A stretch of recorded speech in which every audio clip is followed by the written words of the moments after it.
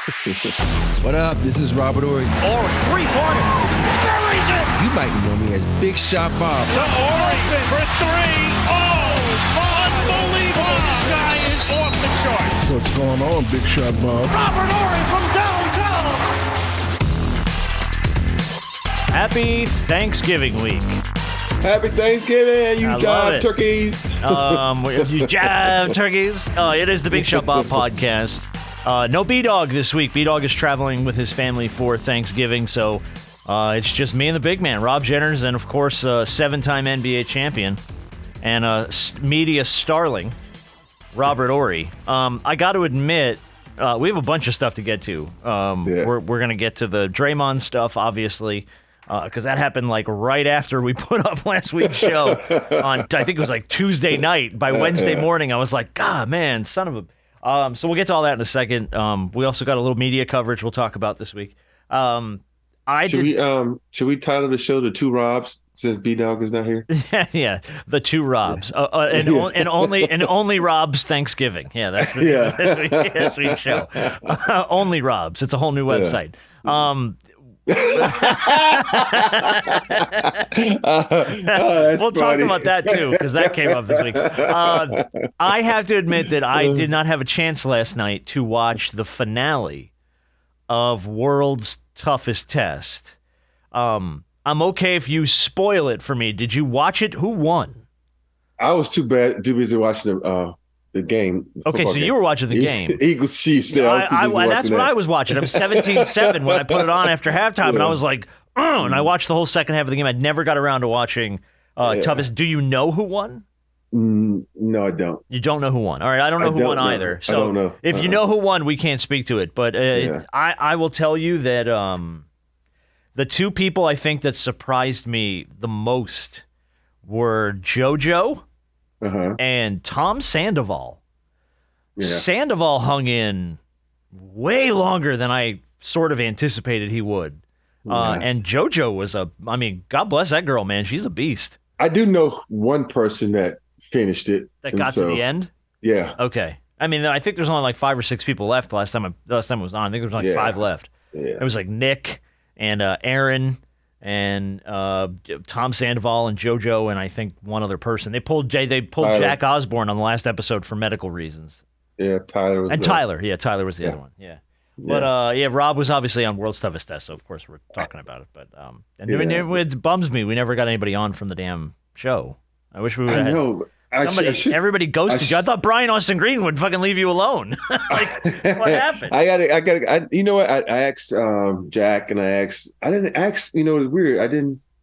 I asked Savannah, I know, is all over the place. But I didn't ask. I never did. For some odd reason, I didn't ask Brian. I don't know why. You should ask Brian sometime. And just have Brian on. We don't have to talk about the show. We'll just shoot the shit with Brian. He's a sports fan, and he's a good dude. I text him later on. But we should ask one of the winners, maybe Aaron, because I know Aaron won. So she got to the end?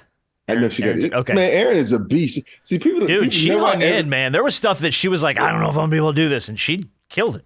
Nobody talked about her doing the show. It's like she was a little quiet assassin, and she was just sitting back like, y'all all going to disrespect me and not know what I can do. Because think about it, she's the only one that, if you really took everybody and said who's in the best shape, probably her and Tyler. Tyler, obviously, everybody else is probably like, nah, I'm only weekend warriors, and so I think everybody. I would have said Dez still though, because I think Dez is pretty. Dez is great. He's pretty closely removed to his NFL career. It wasn't that long ago, and that's not a shot at you, but you haven't been playing pro ball in 20 years. Yeah, exactly. Yeah, 20 years. Y'all hung it up in what? 07? 08. 08. So it's been 15 years since you were on a pro court, but. Yeah, it's weird because we was talking about the other days, but this is 2003? What? It's been like 20. It's 2003 would have been the last Lakers title, I think. 30 years since I won a Rockets championship this year. Oh, yeah, 93. Yeah, 93, 23. 94. 93. Okay. Yeah. Oh, yeah, you didn't know 93. I'm thinking it was a 93-94 season. So, yeah, this coming year will be, 30 years. 30 years since that finals, man. Yeah, I'm old as shit, man. We all are, though.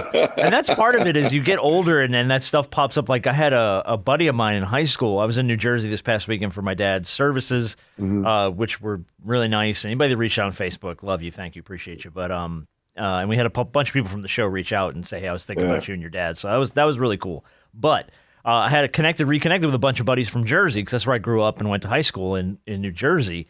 And they're like, yeah, man, 26 is going to be 30 years we're out of high school. And I said, excuse me? Oh, shit. Yeah, no, I graduated from high school in 1996. Oh, damn. Like, we're sneaking up on my 30-year high school reunion. So, yeah, I instantly had that moment of, shit, I feel old. And so why was my wife and I watching Goodfellas, and I could only think about you? I was like, that's all the guys I grew up with. That's why. That was all the dudes I grew up with. Hey, get over here. What are you doing? Make some sauce. It's funny because I was watching Goodfellas and I was like, look how good this movie was. And I was like, New Jersey, and I thought about you, and I knew you was doing your dad's services, so I didn't want to bug you. So no, it's good, man. You can text me anytime. Piece. Yeah, no, it was a travel weekend. I spent more time traveling than I did in the state of New Jersey, but that's always how it goes when you travel. But it was good. That was all the guys I grew up with in Goodfellas, man. All Paulie and all those dudes, man. I grew up with all those guys. All right, so do you want? I guess we could start with let's start with Draymond.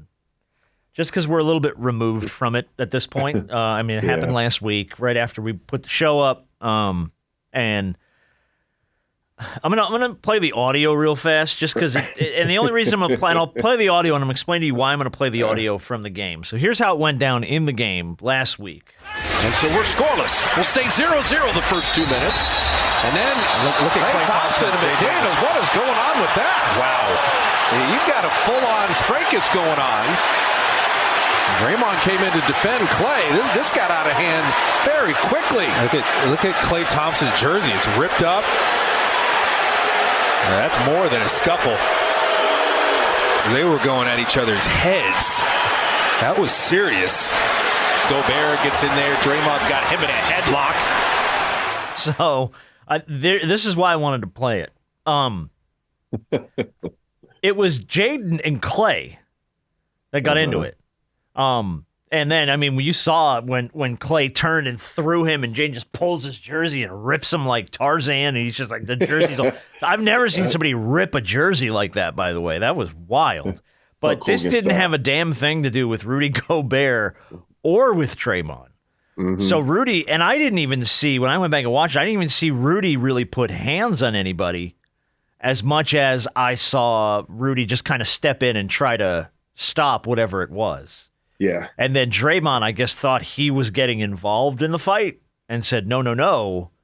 But, I mean, I've never seen a man in a scuffle in the NBA that didn't involve him go straight to the chokehold headlock move. Like, I was like, holy crap, he came out of nowhere and threw Gobert in a chokehold. And it was Draymond gets 5 games. Do you think the suspension was deserved or fair, or like where are you on this? This is one of those ones when you look at Joe Dumars and say, okay, you got it right. Because it gets to a point where, when you watch it, he didn't want to let go. He was hanging on to him like he was riding one of those mechanical bulls. He was just like, no. It's like he was mad at him for something, but it's just so funny when everybody has their opinions about it. And this is why I tell everybody, I always think about Rudy T. You don't grab another player. You grab someone from your team, because and pull them away. Right. Get them out of the fight. Yeah. And it's the weirdest thing. Guys always love to grab the other guy from the other team. I'm like, no, you protect your player. You get him out of the ruckus and just do that. And so Draymond said, okay, you're going to attack my teammate. I'm going to attack you. But I think in the moments like that, look, everybody would say, well, he had Klay around the neck. And I was like, I looked at it. I don't remember him grabbing Klay around the neck. No, he didn't have Klay around the neck. Yeah. And so I didn't see that. And that's the thing from the outside looking in that moment, that split moment, you say, oh, he got my teammate around the neck. All right, I'm going to get you around teammate. I'm going to get you around the neck. So it was just weird. So, but this is from all the Draymond's antics from over the years. And I think I'll give Joe Dumars this one. I give him a fair shake on this one. Okay. Yeah, I mean, it's, sort of the conversation was, did what he did just justify 5 games? And I agree with you. I think this was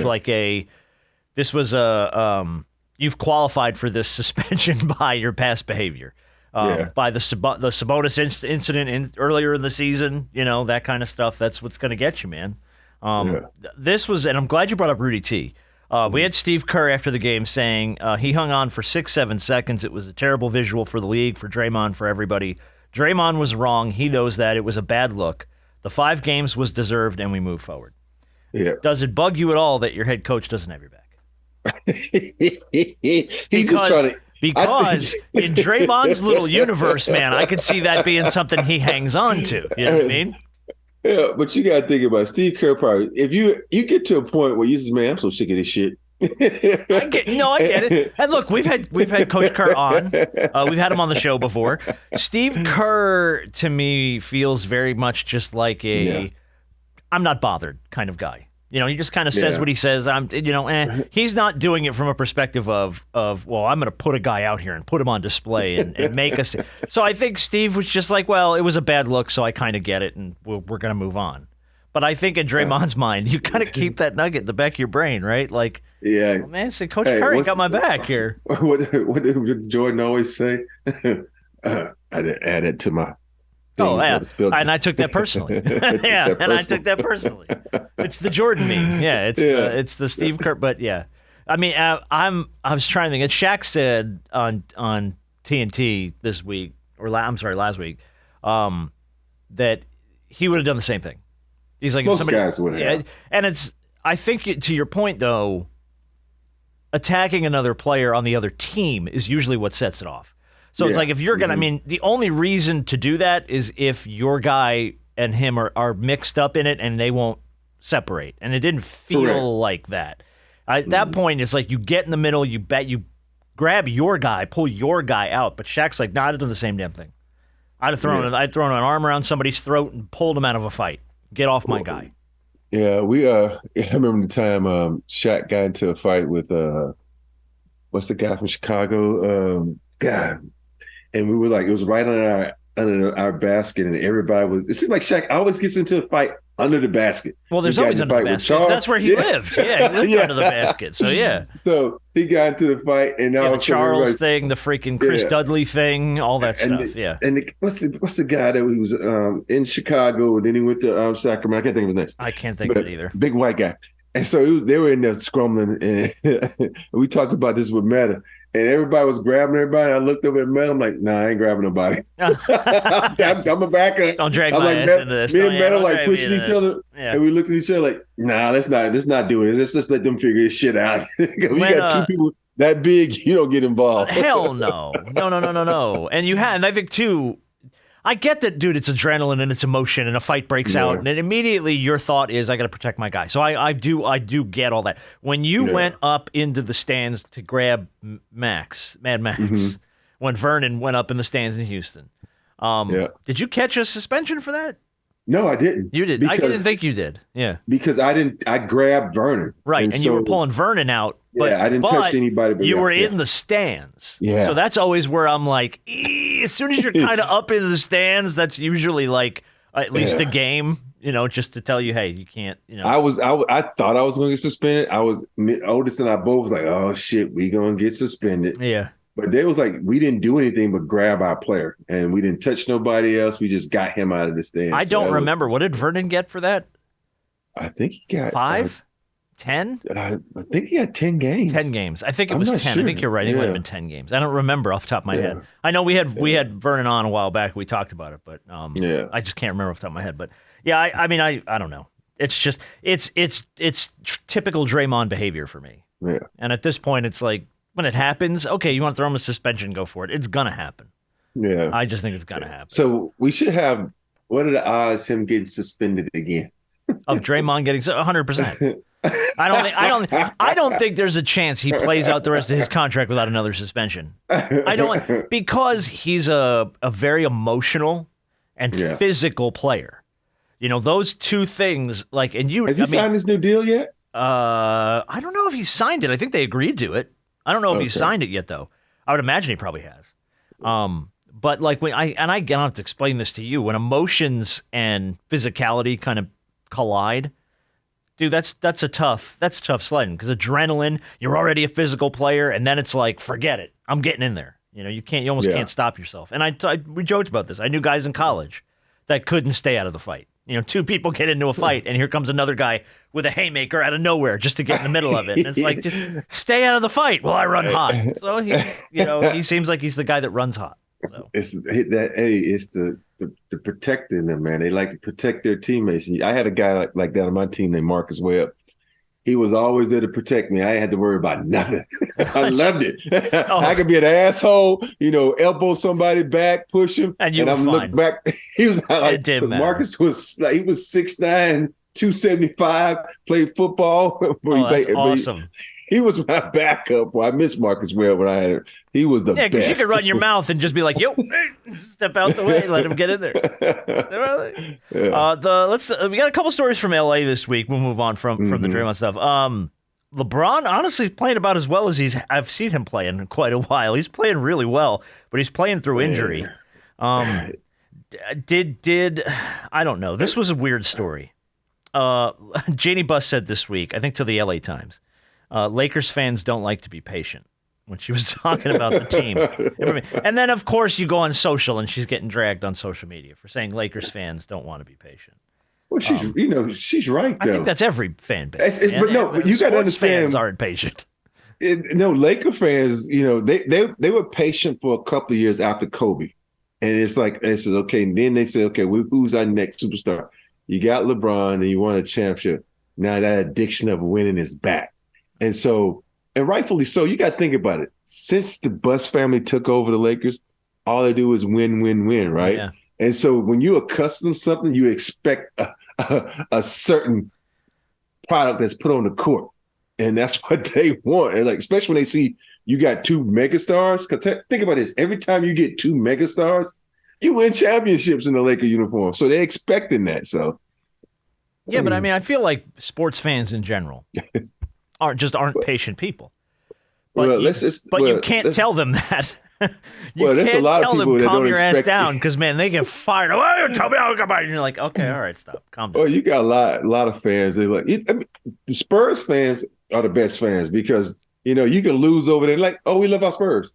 They gave us our championship. Oh, we love our Spurs. There's certain fans out there that's just like, okay, we're gonna rock with our team because it's an honor to root for them. So right. I think the Spurs, from being there personally, know that that's how the fans are. But there's gonna be other people, like I bet you Boston. I've never come across Boston fans, but I'm sure they're the same. We're like, we need to win now. Oh, that's always that's. I mean, you should. I mean, we talked about it a couple of weeks ago. They're calling for Bill Belichick's head in New England right now because the Patriots are so bad. And it's like, dude, did you forget that guy won you 6, 7 Super Bowls? Like, exactly. 6 Super Bowls in New England? Calm down. Like, give him a chance to build a roster.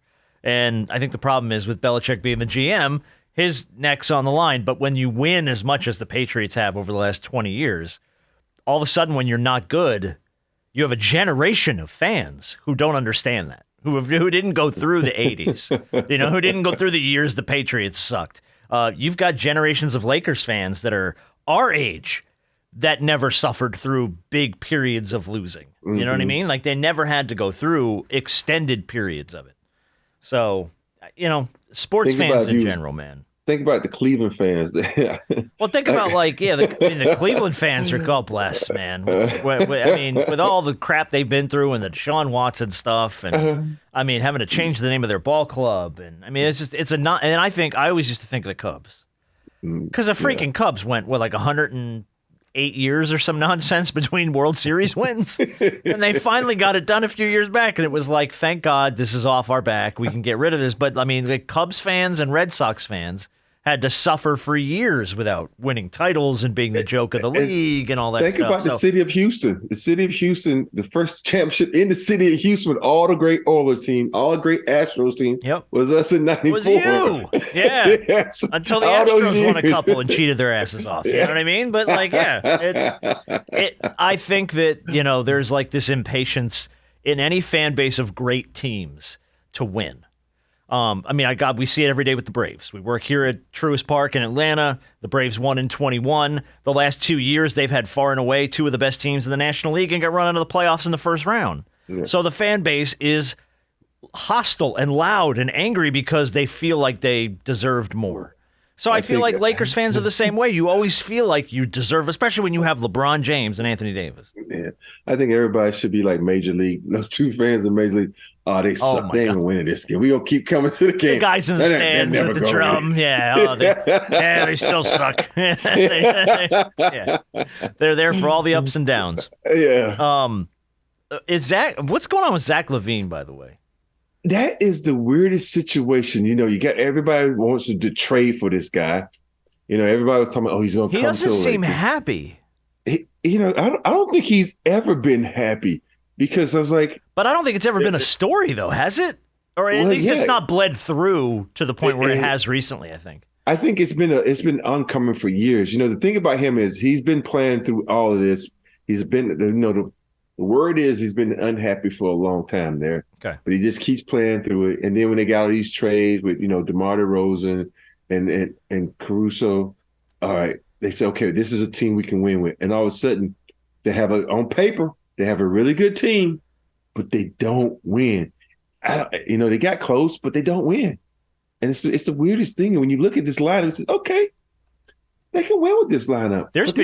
There has been years in Chicago, and I think it might have been years without Zach LaVine, where you thought the Bulls were going to go on a run. Like the Bulls set themselves up where you're like, oh, here you go, Bulls are back. Yeah. And then they just fizzle out. They get to the second half of the season, you hit the All-Star break, and all the hype comes down and all the momentum comes down, and you start dropping games. But then I always look at guys like Vucevic. Vucevic was an all-star in Orlando, killing people. But all of a sudden, he gets to another team. Like I put him and Lopez in the same category. They all stars on the block, killing people, can't stop them. All of a sudden, says, you know what? I need to shoot threes. Yep. And they go from averaging like 25 points a game to 15 points a game. And I'm like, oh, I got to shoot threes. I'm like, would you rather average 15 points or 25 points? It's like the scoring difference is a huge, huge gap in that. But because I was a big Vucevic fan, but he just hasn't been that killer guy that he was in Orlando. And I know it has a lot to do with it. He was the main cog there, and he's not here, but still find a way to use him. I get frustrated with big guys shooting threes. It's been one of my sticking points for as long as I've been a fan of the NBA. Anytime I see a big man, like a true 4 or a 5, with his foot behind the 3-point line, pull it up, I'm just like, what are you doing? I don't care how good of a shooter you are from 3. Get your big ass down on the block. Get in the paint, push some people around, and get some buckets, man. What are you doing? And the other night, when they were playing the Rockets, and the Lakers playing the Rockets, AD went to the post, scored like 4 times in a row. I'm like, oh shit! Here we go. And all of a sudden, they went away from him. I'm like, now he's not scoring. Like what? And then Ham was like, oh, we went old school and had to go 90s and to get AD off. I'm like, you should go old school every night, dude. If it's working, it's working and he's scoring, and what the hell? Isn't that the point? Get the bucket, bro. Man. I don't understand. I don't think they run any plays with AD in that time. It's okay. We gotta get AD going. I can't tell you the last time I saw them run a set like that for AD. I know it, right? I was like, am I watching Shaq? Yeah. What the hell is going on? It's because, and that, you know what, and to you specifically, that feels like basketball, because that's when you played in the league, and when I was the biggest fan of the NBA, that's the way basketball was played. It was played inside out. You know what I mean? It started with the guy down low. Yeah. It's always, to me, it's like, I don't care if whoever has the advantage, that's who you go to. That's just how I play basketball. Yeah, if the two guys are evenly matched defense to offense, why am I going to go to you when I got a guy over here can get scored way easier? I don't understand it, but that's why we sitting over here coaching. Yeah, exactly right. Sideline coaching. Hell yeah. Look, man, if they run Ty Lue out, me and you. Yes. I'm calling you my first call. Me, you, and Clipper Darrell. We'll make it work, baby.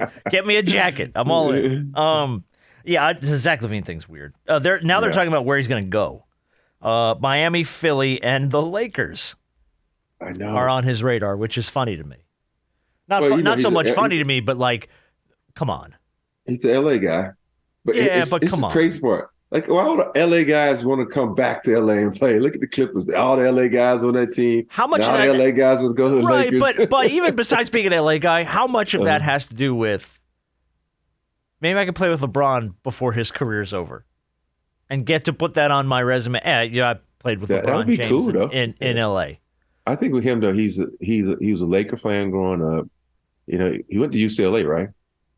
I believe so. Yes. Yeah. I believe that's so right. he just wants to be in that purple and gold. I'm sure. Do you think that legitimately could happen, or do you think it's just basketball hearsay? It depends on. You know what? It depends on what they want for Zach LaVine. Because I think with Zach LaVine, he's like one of those players that like the Rudy Gays of the world that are good, but what's the demand for him?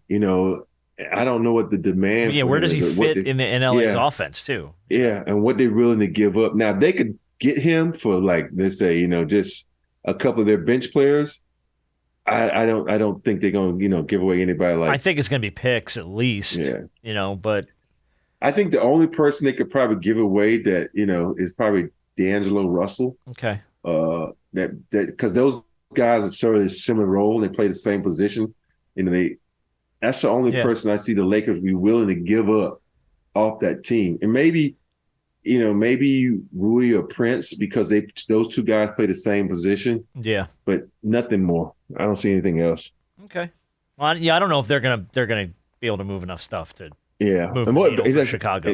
And then you got to see, okay, Chicago, what's over there is valuable enough for you? What's important to you? You want defense?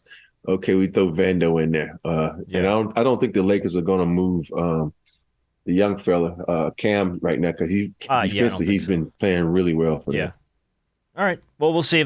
And then the other landing points were Miami and Philly. Miami just wants some offense. Philly, I don't see that happening. I don't think Philly needs it right now. You don't need it. Why would you try to add something else? Now you're the Clippers. Now you're just putting too much stuff in one. You know what I mean? Exactly. I'm like the Philly right now. They're playing really well together. They got great chemistry. Yeah. Don't add now. If Zach LaVine was like a Pat Bev or someone who can come in as lock down people. You add him, you make him come off the bench. But Zach LaVine is not that. So if I'm Philly, you don't add him unless you have a strong understanding. You're coming off the bench, and when Maxey is out, we're gonna have you come in and play some. Play that same role. Right. So, but otherwise, you got to ride with the guys you got right now in Philly. Exactly. In Miami, though, maybe that's a fit in Miami. Yeah, I think you probably Miami have to shuffle a few things, but I mean, if you decide that you want to try and move a Duncan Robinson or something and try and make that work for Miami, I don't know.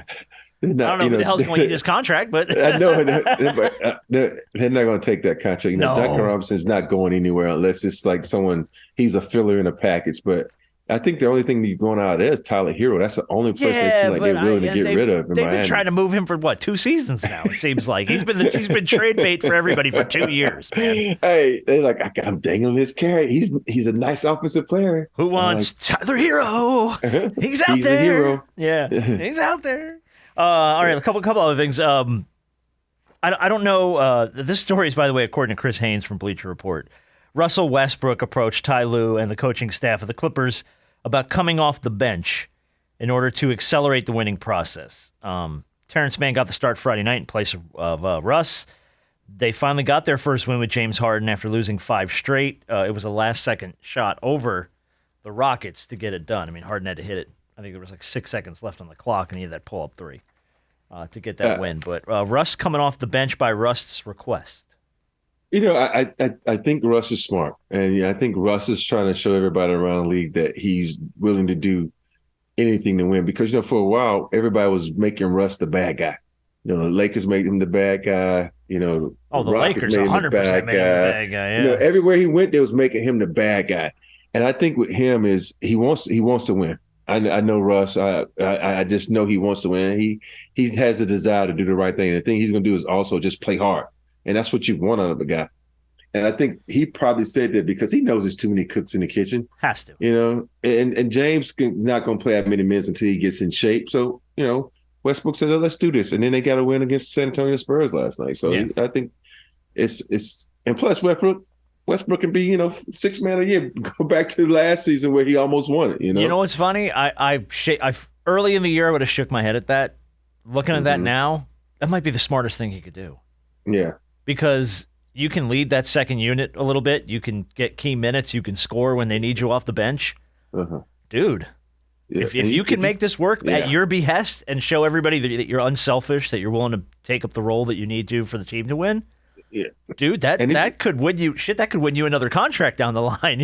Exactly. And I think him and Norman Powell play well together. And Norman Powell to me is that glue for the Clippers. Everybody wants to talk about. You always have superstars. You got those like in George and Leonard, but you need guys like Norman Powell. Who just whatever you need, grinders, I got man. you. Yeah, you need grinders. Yeah, you got the grinder. Yeah. I don't know. I mean, I hope it works out. I really do because I got nothing against Westbrook. There was a time where watching Westbrook play was just like God bless, and it was mostly Oklahoma City. But I mean, he was even when everybody left him behind in Oklahoma City, he was still averaging the triple double. It was just like, energy. Damn, when he's on his game and his energy is up and he's running, man, he's incredible. It's like it's some people you look at. It's like I just need to spend a month with you, eat what you eat, do what you for your workout. Because I wonder where you got this damn energy from, man. He just has energy for days, and he's just I don't know. It has to be something in his diet. Got to be. I don't know what he's got to be. Where does he get these wonderful toys? Now we're doing Batman line, so we're screwed now. Now we go down the rabbit hole we never come back from. This is where B-Dog would pull us out of this, and then you and I are going to end up in comic book hell. All right, well, it is college football rivalry week. We do have a lot of good games this weekend. Man, do we got a lot of good games. A lot. I will start by saying I hate it for Jordan Travis. Oh, that my broke goodness. my damn heart because I am not an FSU fan. But I said this when Aaron Rodgers got hurt. I'm not a Jets fan. I freaking hate the Jets. I feel horrible for the Jets. I'm not an FSU fan. I feel terrible for the Seminoles. And I feel horrible for Jordan Davis. At 10-0, on the cusp of the college football playoff with, 1 week to go, you got Florida. At which Jordan Travis in the game against UF, you run UF out of the building. Without Jordan Travis, you go, oh, damn. Well, we got to get it done against Florida to try and get to the college football playoff, but because they just right now, I hate to say this, but they were like, your star Heisman quarterback is gone. That means your season is over. They just one hiccup and they're gonna just. I hope that gone. isn't the case, man. I mean, Florida has been a weird team this year. Florida's played well against some people and just shit the bed against others. Yes. They've been a very up and down team. So now you look at FSU and you go, all right, a team that has struggled a bit this year with Jordan Travis, a team that squeaked out a win over a Miami squad that's not that great, much improved but not great. They lost. No, they didn't lose. They were undefeated, but they had a couple close calls. If Florida dials up one of their better games, and you don't have your Heisman guy, that could be it for FSU. Because I think if you lose to an unranked Florida, you're done, man. You're out. You're coming in at probably 8 or 9. Well, you also got to think about this. If Washington wins out, they're going to drop. They're going to, I hate to say this, just because everything depends on your quarterback, and their quarterback Heisman, like I said. If he's not playing, they're like, they have no chances. So they're going to drop them. Yep. And let's be honest. And you hate that it's going to happen to him because you don't know what this backup can do. He might be able to step in there and play the same role because their receivers are some elite receivers over there in Florida. Oh, my goodness. They're tall. They're fast. Yes. I mean, they are a mismatch for almost every cornerback that they play. Yeah. So don't disrespect Florida State. I don't know by who no their stretch. Is now. I just guess, and I don't know even, and that's the other thing. I don't even know who their backup is. And I could have dug into it and found out, I'm sure, but I didn't. I just didn't. Yeah. I was just like, oh my God, Jordan Travis. So my hope is you could see Florida State's offense compensate. With the offensive line can open up the running game. You open up the running game, all of a sudden those receivers start cutting free, and then you got a shot. But if Florida dials one up against you, whoever that backup is, man, that kid's going to have to play real well. Yeah. Keep Florida State in it. But I hate it for Jordan Travis, man. Thoughts to that young man, because I think early on in his FSU career, there wasn't a lot of faith in that kid, and he showed everybody. He really did. He showed everybody he was a hell of a quarterback.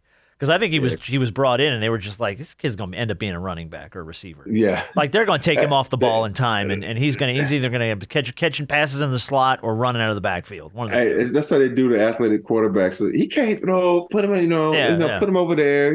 Put him everywhere. Put him in the slot. Let him catch a few balls over the middle. Yeah, right. Yeah, exactly. So, but thoughts to that young man. But we'll see how that shakes out. I hope he comes back and he's able to go to the next level and play on the next level, because you hate for his season end like that. It's just awful. Yeah.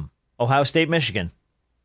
Seems like it's always the one that hinges every year when we hit rivalry week, because it never fails. Like the last 4 or 5 years, they're always either one loss or unbeaten when they face each other. This year's one of those years where they're both unbeaten. They're the number 2 and 3 teams in the country right now. I think Ohio State boat races Michigan. I think they win by like 3 touchdowns. I hope they do, so they can just take Michigan and put them out the pasture, man. Keep every year Michigan / Notre Dame. They said, okay, we this, we that. No, you're not. You've never done it. Stop it. You've never done it. You got to get it done. You can't lose in the college football playoff to TCU and then pat yourself on the back for getting back into the top 4. It doesn't work. So, I mean, I think legitimately Michigan's a good team. Mm-hmm. Michigan has not played anybody like Ohio State. And they're going to get everything, as they do every year, in the biggest game of the week.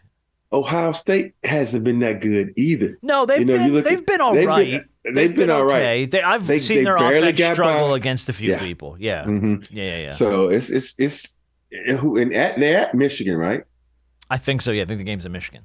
Yeah, so I might give the edge to Michigan this time, because Ohio State. I will tell you, the big house will be on fire. Oh, it's going to be on fire. I mean, on fire. So when you talk about hostile environment, yeah. Dude, that's so I'm going. Okay. I think I'm gonna rock with Michigan this game, because I'm not high on either one of these teams. I wonder what the line is on this game. I didn't look up the line. Let's see if Siri knows. Hey Siri, what's the betting line on Ohio State and Michigan this weekend? I don't have the odds for that game. Oh, thanks, Siri. You're doing a great job. I appreciate all your help that you didn't offer me. Yeah, they're both 11-0. The game's at Michigan. Yeah. God bless. It's gonna be a good game. But Ohio State almost lost to 2 teams. Notre Dame game I watched that they almost lost to. So it was just a Notre Dame game, and then I give it. They had a good schedule. Notre Dame and Penn State they played. Penn State is not that good, but you keep saying Penn State's good. Oh damn, Michigan's a 3.5-point favorite. See, I'm rolling with Michigan, man. Laying 3.5 points against Ohio State. Are you kidding me? I tell you, I'm rocking with Michigan on this game, man. All right, I guess it's just because they're home. They're at home. They're at home. That's the only reason. I couldn't give you another reason why Michigan would be laying 3.5 against Ohio State. That's the only reason I'm going with Michigan. Yeah. I just think also a seasoned quarterback. Michigan's quarterback is a little bit more seasoned than Ohio State's quarterback. I'll give you that. Think about Ohio State has C.J. Stroud right now, who's killing it in the NFL. I just think that I was going to say that, by the way. Props to C.J. Stroud, who's playing his ass off right now. Hey, he might be MVP of the league. I don't know if he's quite that, but rookie of the year?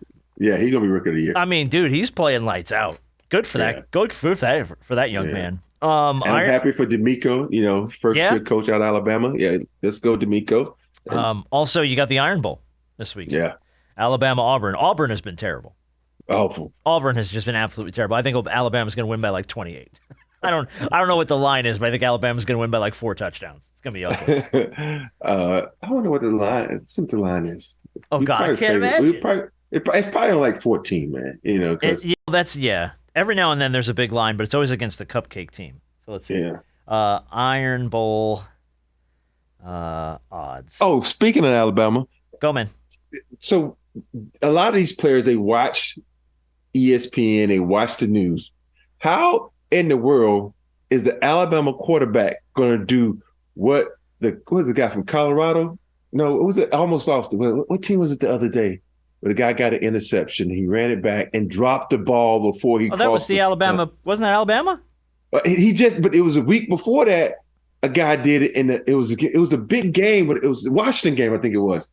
Yeah, it was a Washington game. Penix? Yeah. But it was funny, but it had just happened the week before. And how are you going to come out the very next week and do the same thing? I saw the Alabama quarterback do it. Yeah. And I didn't know who had done it the week before. Yeah. It was and I can't remember because the big lineman saw him do it and ran and fell on it, and they ended up getting a safety out of it anyway. So I can't remember. I don't remember. Yeah. But it was talked about all over the sports world, right? And how you going to do it the next week? Come on, man. Alabama's a 15-point favorite. Yeah. You were pretty damn close. You said 14. Yeah. That was a good guess. Yeah. Alabama's laying 15.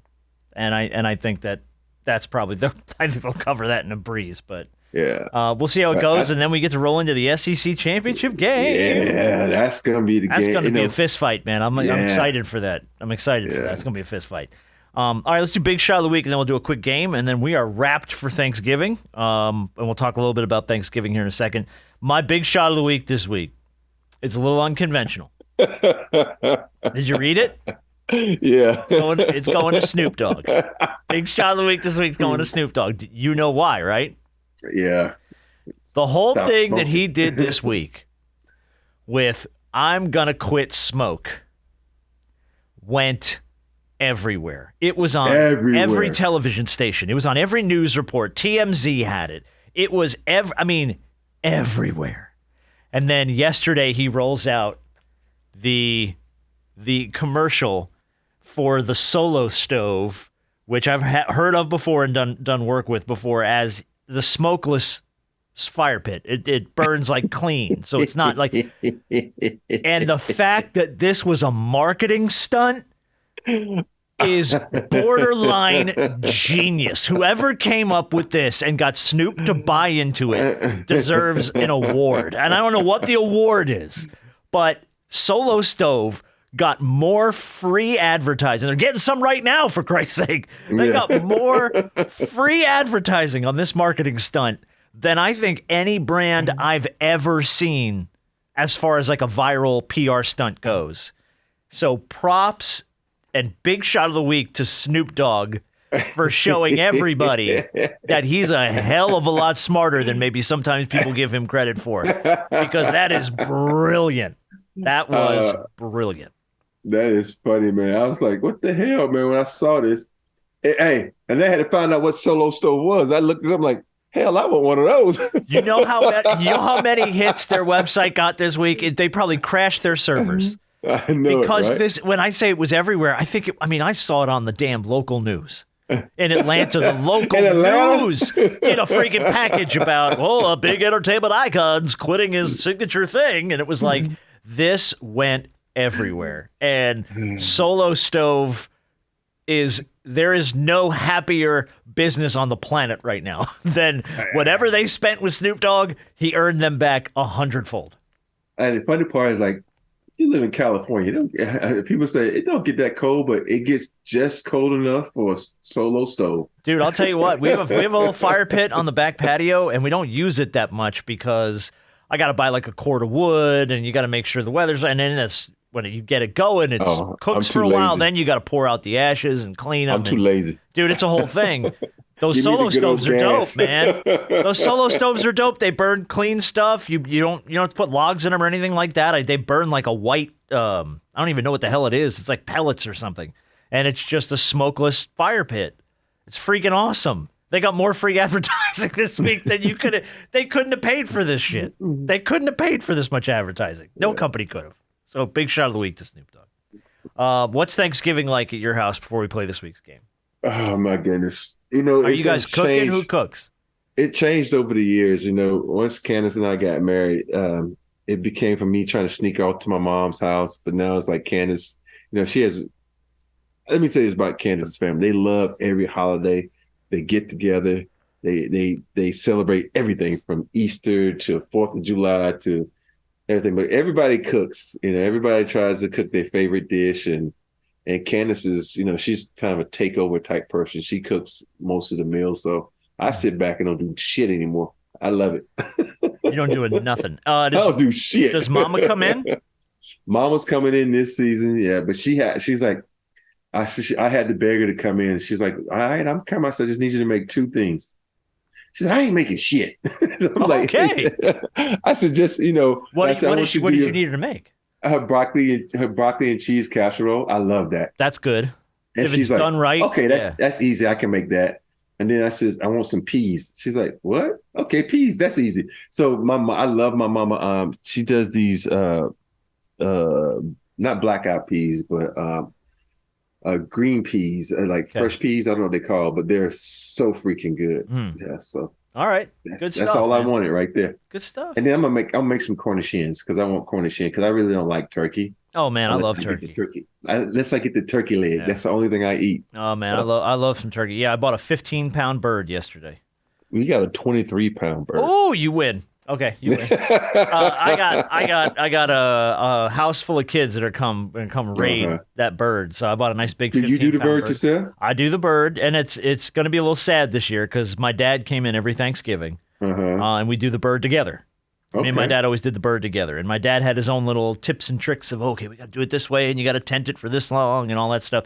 So I'm doing the bird without my dad this year. How do you cook yours? Just straight oven? Yeah, I just straight oven cook it, but you got to tent it a little bit and season it right and make sure you don't burn the top and all that stuff. All my dad's little tricks. You got to baste every 20 minutes and all that stuff. So it's a little bit sad this year, but I love to cook, so I'm gonna cook. I always cook up Thanksgiving. I do mashed potatoes and the whole nine. So do you put like the what's it called, like the ghee on top of the bird and like so it make the skin look crispy so the outside will crisp more and keep it juicy? A little bit, yeah. So and it's seasoned and we'll tent it. So like the first several hours it's in there, a couple hours it's in there, it's tented with aluminum foil so we don't burn it. And then you let it go for like the last hour and a half without the foil and it'll just get that nice crisp on the skin. Oh, good stuff, man. Best turkey I ever had is one season. My ex-wife and I, we had a bunch of people at the house, so we said we did the turkey. We did 2 turkeys because we had maybe 30 people coming over. Yes, and we did one in a rotisserie. That was gone. That turkey was gone. Everybody ate the rotisserie. Rotisserie is it was good. It was. I mean, it is delicious. It's like we put it in and let it cook overnight slowly. Oh my goodness, the whole house smelled good. And then when it came out, it was so freaking good. Yeah. So, have you ever done the deep fried turkey? Yeah. Okay, I've never done that, but I've heard it is like everyone screams that it's the best way to cook a turkey. Well, I have never done it personally, but I've had some. But you've it's had really it. good. I've never even had it. Oh, you got it, man. You fight over the turkey wings. They're so real? good. Oh, man. Yeah. All right. Mm-hmm. I've just watched the horror videos online of people trying to deep fry turkeys and they drop them in and the thing goes and I'm like, yeah, I'm out. Yeah. If something can explode, I will blow it up. So I'm all the way out. I'm all the way out on that. Before we move on to the game, there was one thing I forgot we got to bring up. And you mentioned your wife. Mm-hmm. Props to whoever wrote this article at Essentially Sports, reflecting on wife's OnlyFans alternative, and 7-time NBA champ discloses one absolute deal breaker. And it is an article on you and our dumbass OnlyFans conversation that took over last week's shoot around. Whoever spent the time, now granted, last week's shoot around, the first 15 minutes was just got into a wild OnlyFans rant. So if you haven't listened to that, go listen to that because that's nuts. But we were talking about the Joe Smith story, and I asked you kind of jokingly if you found out Candace had an OnlyFans. What would you do behind your back? That's just a joke, just a goof-off conversation. Someone wrote a whole damn article about it. I was like, bro, thank you for the press. We'll always take the press, but... That was funny. Holy crap. Like, what? It was great. We laying in bed and Candace starts laughing. I was like, what the fuck is this? And she shows it to me. I just start laughing. And then you got to explain to her, we had this dumbass conversation about OnlyFans. Now an NBA player found his wife had an OnlyFans behind his back.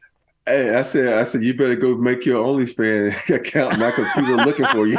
Yeah, because there's people that are like, holy shit, Robert Horry's wife has an OnlyFans? Like they are looking. I promise you, they are looking. Oh, that is great, man. So props to Essentially Sports. That's funny. Oh, that was good. He sent us that, and I could not believe it. I could not believe it. Oh, it's so good. All right, well, it is Thanksgiving week. We always wrap up with a game. There's no B this week. So we'll get to do this just for fun. I obviously know the answers, so I can't play along. But the stories are fun to talk about. This week's game is called Black Thanksgiving or White Thanksgiving. Instead of black crime or white crime, all of the crimes in this week's edition of the game are Thanksgiving crimes. So I'm going to give you the Thanksgiving crime. You got to tell me, was it a black person or a white person? That's all we got to do. So it's black crime, white crime. Thanksgiving edition.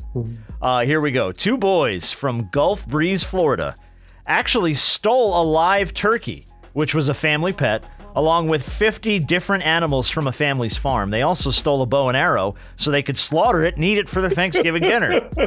They were interrupted in their plans by police when they were apprehended and arrested before they were able to butcher the bird. So the 2 boys in Florida who stole the live pet turkey from a family's farm. Black kids, white kids. I'm gonna have to go with white kids because I just feel like that's a white crime. Black guys ain't gonna chase no turkey around, so I'm just gonna say that's a white crime. So point for Robert Horry. It was white kids. Here's the giveaway in the story. They were gonna try and kill it with a bow and arrow. That is the whitest shit I ever heard in my life, man. That is the whitest shit I ever heard in my life, man. Let it run free and let's pretend. Yeah, and we're gonna try and kill it with a bow and an arrow? Huh? Like, no. Oh, God. All right. All right, story number 2. You're 1 for 1. A 15-year-old from Texas attempted to shoplift 4 different smoked turkeys, along with the fixings, some sodas, for a grand total of more than $200. Here was his strategy. He lined the outer rim of the shopping cart with toilet paper and soda to try and hide all the turkey and shit inside and walk out of the store with it. Was the soda grape? I didn't specify, and that would have been way too much of a giveaway. I got you, yeah. I'm gonna go with. This is a black crime. Oh man, you're 2 for 2. It is a black crime. Good job. Very good. Yeah. The only reason I say it's a black crime because the black person, I said, if I hide this, they're not gonna know. And they then I'm like, see it. I'll buy 2 rolls forgot it was there, paper. so I can't go to jail. I forgot. It's a harmless crime. I never understood the stereotype of grape soda, and the reason why I never understood it is because I loved grape soda. I freaking loved it when I was a kid. I used to drink it all the time. That's why when that stereotype broke, I was like, huh? Like, what? I know it, right? I drank orange soda and grape soda all the time when I was a kid, man. Have you ever had Grape-Eco? Grape-Eco? No, I've never had Grape-Eco. You have to have Grape-Eco. Is it a brand of soda? It's I think it's a Pepsi product. Okay. But it's called Grape-Eco. It's the best grape soda. I've never heard of it. My dad worked for Pepsi for 40 years. I've never heard of Grape-Eco. Oh, it's the best, man. I love Grape-Eco. I'll check it out. We always ended up with oh God, what was the generic store brand Northeast? Like, it wasn't Royal Crow, it wasn't RC Cola, but it was always like some generic ShopRite brand grape soda or something like that. That's some generic ass shit we always ended up with as kids. I love it though. It's like I used to make my mom every time she would come to Texas, she had to bring me 2 cases in the car with her. Grape-Eco. Of Grape-Eco. Oh my God. That's that. Now that don't have her get pulled over because then she has to explain. I'm bringing my son 2 cases of grape soda. Black crime, white crime. All right. 2 thieves. Two thieves. You're 2 for 2, by the way. 2 thieves stole 200 cases of wine, valued at a total of $648,000. They stole the goods from Esquin Wine and Spirits in Seattle and were subsequently charged with second-degree theft, first-degree arson because they set a fire to get away, and second-degree burglary. 200 cases of wine. Black guys, white guys. See, it's wine, so I'll have to go with white. That's a white crime because I don't think black people will steal wine. I'm just thinking they will go more so the liquor side. You're 3 for 3. Very good. That's very good. That was a white crime. And that feels like a very white crime. You're right. It does. Like, some of them you could just kind of get a vibe, and you're like, I'm kind of feeling the vibe here. That feels like a very white crime. And indeed it was. So good job. Seattle was your other giveaway. I don't know if a lot. Besides Gary Payton, I don't know if there's a lot of black folk up in Seattle. I love Seattle, though, man. Man, I've never been. I've never been to Seattle. I've been to LA a couple of times and out to the coast, but never up to Seattle. Beautiful city. You know, you go out there on the boat and the lake. It's just Seattle is great. They need to put a team back there. They really need to put a team. I do miss the Seattle Supersonics, who, when we talked about like classic NBA looks, oh man, I had so much Supersonics gear back in the day, and I think that had to do with just Sean Kemp, Gary Payton. They just had great, like, high-profile, fun players in Seattle. Man, good stuff. All right, story number 4. Thanksgiving can be a time of family stress, but it went a little too far in an argument between a woman and her half-brother at the dinner table, which ended with her grabbing a 2-pronged serving fork and jamming it into his neck.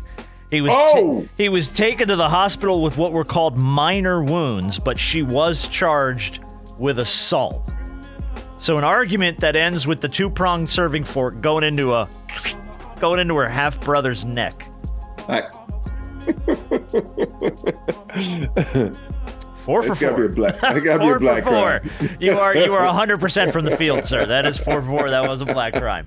I've never in my life had an argument end with someone's getting stabbed. Like, that's never been where an argument ends. It's just so many things that get heated at the table. And have you ever had a big family fight at a Thanksgiving or at a holiday? Because I can't say that I ever have, but it's like this, again, that's another stereotype. Oh, Thanksgiving, everyone's going to fight. I'm like... Back in the day, we would have those arguments with, the family had arguments whose food is going to be front and center.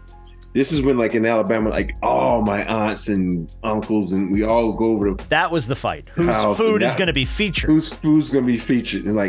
And whose food is to push to the side because we know it's not going to be no good. Oh, no. See, that's it. Aunt Mabel's, her food ain't good, so don't put that on the main table. Put that shit over there. Keep those green beans in the kitchen. Go get them if we want them. Yeah. Oh, no. Hell no. No. That I can see ending in a fight. All right, story number 5. A woman was loading Thanksgiving groceries into her car when an assailant threw her to the ground. This was near a BP station in North Carolina. A horrified bystander grabbed the frozen turkey the woman had purchased and hit the man over the head with it in an attempt to save the woman.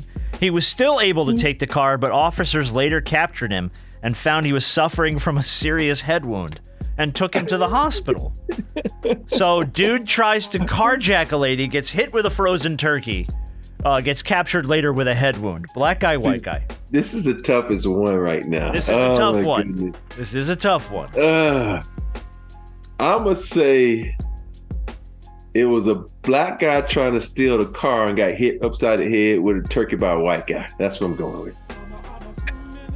Your first miss of the night. That was a white guy. That was a white guy. White guy got clocked with a turkey trying to carjack a woman at a BP station. Yeah, sorry. Your first miss, but, not a lot of indicators in that story. I know it, right? It was not a lot of indicators. Okay. Some of them are pretty generic, where you're like, oh man, this could really go either way. Hey, North Carolina's that state where it goes half and half. Yeah, it really does, man. Sometimes it's location, but man, you get into the dirty South, man. It's like, I don't know. You said you didn't give me a city. Yeah, was it North Raleigh Carolina. Or was it Charlotte? Because there's two different, All right, story number 6. A Florida man, of course, attempted to rob a gas station in Miami Gardens on Thanksgiving Day. The clerk was calm and collected, befriended the robber, told him he should go help himself to some beer. Meanwhile, he's triggering the silent alarm under the counter while he's talking the guy down. The man grabbed so much beer that on his way out of the store, the bags broke, the cans scattered across the parking lot. When police arrived, he was in the middle of trying to pick up all the beer and hide money in his clothes that he'd stolen from the store. Black guy, white guy. It's another one. Oh, that's a hard one. It's a tough one. Due to the fact that he was trying to pick up the beer, I'm saying white guy. Black guys usually drop like, man, they're like, fuck that, I'm out. I'm just because I'm going white guy on this one. Okay. Yes, miss number 2 was a black dude. Yeah. Ah, damn. I'm with you though. That feels You know what very you- like the white guy be like, my beer, try to pick it up. Black dude just be like, deuces. See ya. Yeah. Hey, but when you say Miami Gardens, I started to say Hispanic. Oh yeah, you know, yeah. Can we guess Cuban guy? Yeah, Can we guess Cuban. Cuban man? It's Yeah. Cuban crime. Usually in Miami Gardens, it's very likely a Cuban crime. It's very. There's very parts of bad. Miami, because I lived down there for 10 years. There's parts of Miami where the billboards and the street signs are in Spanish. Seriously? And it throws you. Like Hialeah Yeah. is the one that stands out to me. I had to do an appearance in Hialeah, which is a city south of Miami, but the Cuban population is like 98% or something like that. It is a fluently Spanish-speaking community, and the billboards are in Spanish. And it throws me because you're like, all right, whoa, okay. I mean, I get it, but Yeah. like, it's that kind of community. A lot of that in South Florida. All right, last story, and we'll wrap it up this week, and then everyone can go have a good Thanksgiving. One thanks, and this is usually where the fights would break out in my house in story number 7. One Thanksgiving, a board game got too real, and one woman drew a hatchet on her opponent over a disagreement during the game. State troopers were called to the house, and upon seizing the hatchet, found out it was actually a bong. So they got a call. A woman pulled a hatchet on me. It was not a hatchet. It was a bong. So a woman threatened to smack another woman with a bong over a board game. Black woman, white woman. See, when you mention bong, I don't know. If you look at the news and the story, I've never seen a white girl smoke out of a bong. So I gotta go. See, with it. I have to vehemently disagree with you on I've this. never, 'Cause, yeah. Okay, since you, I know a lot. I'm going white I crime. knew a lot of white girls in college that, man, it was like the first thing they did, bong came out, and I was like, God bless, really? Okay. Yeah, all right, since you said that, I'm going with white crime. I might have tipped the scale for you then. It was a white crime. Yeah, it was a white crime. But it was every big fight I've ever had in a holiday, and I haven't had a lot, but any big fight I've ever had has almost always revolved around Monopoly. Right. Because that's how Monopoly really traditionally ends. No one ever We wins. just flipped the board. Someone We just flipped gets the pissed board. off. It's like, fuck this, you can have my stuff. You know what I mean? And that's like, well, you don't have to act like that. They're like, well, yeah, but you cheated. And it's just, it turns into a No, humongous it's funny. When we play Monopoly, everybody gangs up on me because they get mad because I always win. Because you always win? Yeah, I always win. They get mad at me because What is I'm your like, Monopoly strategy that you always win? I don't buy up everything. It's just certain plots I buy, Okay. and I just win and I build really quick. I'll be having no see, that's money the trick. over here, and I That's the I trick. throw all my money in the building. So once you land on it, I'm paid. My daughter, and my daughter's 11. My daughter, I have never beaten her in a game of Monopoly at 11 years old because she just buys everything. And I'm trying to be smart. I'm like, all right, I'm not going to buy this property. I'm going to buy this thing over here. I'll try and get the 2 monorails or the 2 trains and stuff. Yeah. She's just, everything she lands on, she buys. And the next thing I know, she's got shit all over the board. And I'm like, oh my God. And then Do you she do a just rule where you have to smokes go me. one time around, or you just go straight out? No, straight out of the box. Yeah, I mean, see, as that's soon as me. you land on the first property, buy it. I mean, she Yeah. is like that kind of player. Yeah, And because some people do that rule where you have to go one trip around before you can buy. or you can buy. anything. Oh no, we never Yeah. did that. Yeah, no, Yeah. it was no. And then she ends up winning, and then I get pissed off at her, and she gets sad. And that's usually how the game ends. I was like, "You cleaned me out. I didn't mean to do it. I'm so sorry." And I'm like, happy Thanksgiving. Go to your room. One of these things we played, they got mad because I made them play Bama Monopoly one time. It's like all Alabama stuff.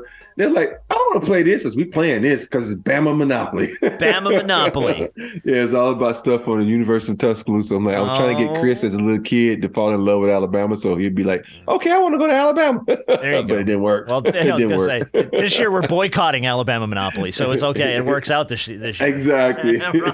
No Alabama Monopoly this year. Rob, turn the table over. We're done. Yeah. All right, that's a show. Happy All right. Thanksgiving. Happy Thanksgiving, my brother. I stopped by the store, get some grape Pico on the way home. Dude, I'm in. I don't even know if we sell it here in the Dirty South, but I'm gonna look. It's a dirty South drink. It's Is it grape Pico. really? Yeah. I mean, hold on. GRAPICO. Grape All right, Pico. let me look this up. Grapeco, because I've never heard of Grapeco, and I'm Mm-hmm. like Grapeco. Grapeco. It's a drink. Okay, good. Mhm. Okay. Oh, it looks fancy. I could buy it on Amazon. Yeah, all right. Hold on. Where is Great Big Coast sold? Oh, shit. All right. It is sold here. Yeah. All right. I forgot to ask you, are you a Black Friday guy or no? What do you mean, like for shopping and Like, stuff? do you shop a lot on Black Friday? or Oh, no? I mean, there were times in our life where it was like the boys wanted. I think there was a year that the boys wanted. I think it was a PlayStation 3. When the PlayStation 3 came out, the only time you were going to be able to get one was on Black Friday. Yeah. So my wife went to like a Best Buy at 4 a.m. and stood outside for like 2 hours. They opened at 6. She was like the third or fourth person in the store. She got one of like the 10 PS3s. That was the only time we've ever done Black Friday shopping. That was it. One time. Are you a Black Friday guy? No, I'm not. I'm just not. It's for me. It's because you wait for the sale and then you can't get it. Then you just get that disappointment. Oh man, I can't get it. Can't get it. I don't want to be disappointed. No, my thing is I hate people. And Black Friday is all about the worst people. They are the worst people on That Black is so Friday funny. are out, Yeah. man. Like they will step on you and cut in front of you and push you out of the way for stuff. And I'm like, hard pass on all of that. Like, I didn't like y'all to begin with. I certainly don't like you any better now.